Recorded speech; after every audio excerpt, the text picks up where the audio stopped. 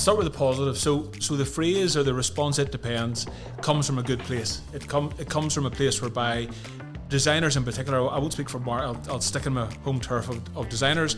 Designers in particular don't want to give easy or lazy or off the bat answers to difficult questions.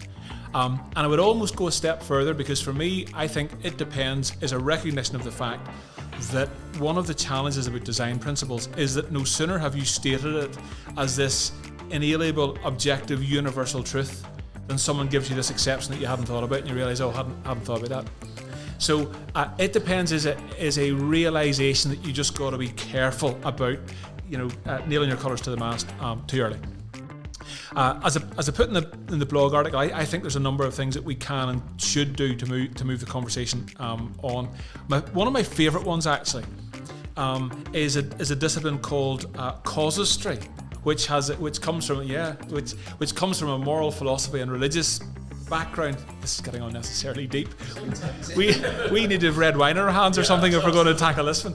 And what it's about is it's saying when it comes to making moral judgments, you've got two choices. You can either come up with this grand principle which you apply to all of humankind for all of time, or you can say, do you know what?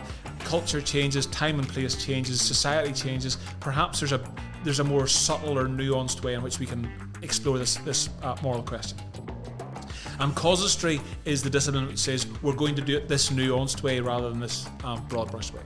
So what casuistry is really helpful about in the context of design is to say these design challenges that we are facing, what other design challenges are they most like? And what good outcomes can we see from other similar design challenges? Because if we can find design challenges that look or feel quite like this one, and we can see the outcomes, good and bad, from other similar ones, that might give us some guidance. When we're responding to "it depends," the responsibility of the designer is to get everyone involved in the decision-making process to a situation where they can make the best decision possible based on what is known.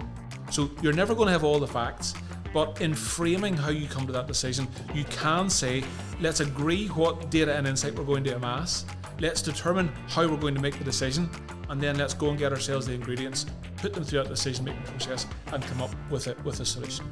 So we find casuistry very helpful. We find the addition of research very helpful, self-evidently, and then we find prioritization exercises and group voting type exercises a very helpful way to bring experience in the room there. So for me, the key is just making sure that, having identified that you don't want to rush to an easy answer, you give the client, or you give the decision maker the tools they need to get there.